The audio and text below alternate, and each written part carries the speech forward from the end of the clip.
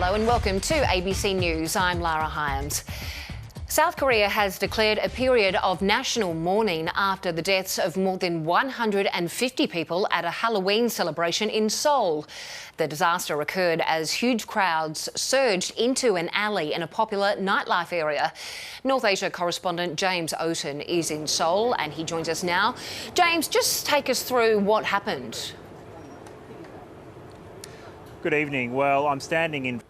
Well, pressure is mounting on the federal government to spell out how it intends to intervene in the gas market to bring power prices under control. The federal budget forecast electricity prices will increase by 50% in the next 2 years. Political reporter Jake Lapham has more from Canberra. That forecast for what? A 27-year-old former WA resident has been charged by North Macedonian police with coordinating a transnational organised crime network. Police say the organisation imported and distributed large quantities of drugs into Western Australia. The arrest, carried out on behalf of WA Police, comes after a major drug operation last year which investigated the trafficking of methamphetamine. Detective Superintendent John Hutchinson says the 27-year-old ran the syndicate remotely from Europe. This is a significant... The New South Wales Premier says he's talking to federal authorities about the next steps for the women and children repatriated from Syrian detention camps.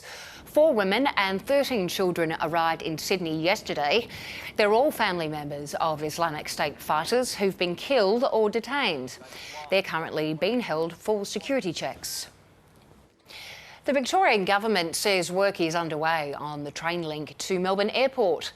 Daniel Andrews has promised an extra $143 million to upgrade Sunshine Station, a key station on the route. He says the project will create 8,000 jobs and improve public transport routes.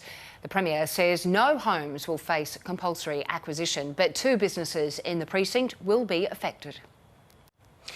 Victorian road authorities will reissue almost 1 million driver's licences following the recent cyber attack on Optus.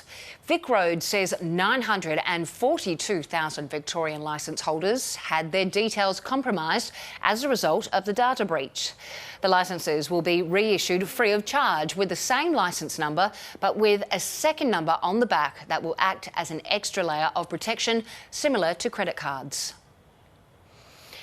Candlelit vigils will be held around Western Australia tomorrow in memory of Perth teenager Cassius Turvey, who was allegedly murdered while walking home from school with friends. The 15-year-old died in hospital last Sunday, 10 days after he was allegedly struck with a metal pole in the Perth suburb of Middle Swan. 21-year-old Jack Brearley has been charged with his murder. He's also been charged with assaulting another boy and stealing his crutches.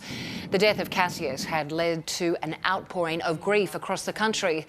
The Perth vigil will be held at Midland Oval on Halloween night, one of the teenagers' favourite nights of the year.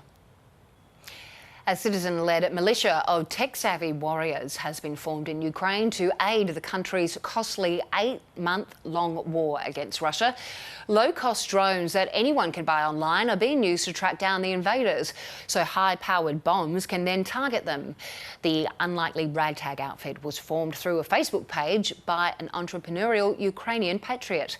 Correspondent Greg Jennett caught up with the drone-flying destroyers in the city of Kryvyi Rih. There's concern for the future of penguin communities on Macquarie Island, with the latest research revealing a steady decline in populations. The king penguin was once hunted to near extinction, but this time scientists aren't sure why their numbers are falling.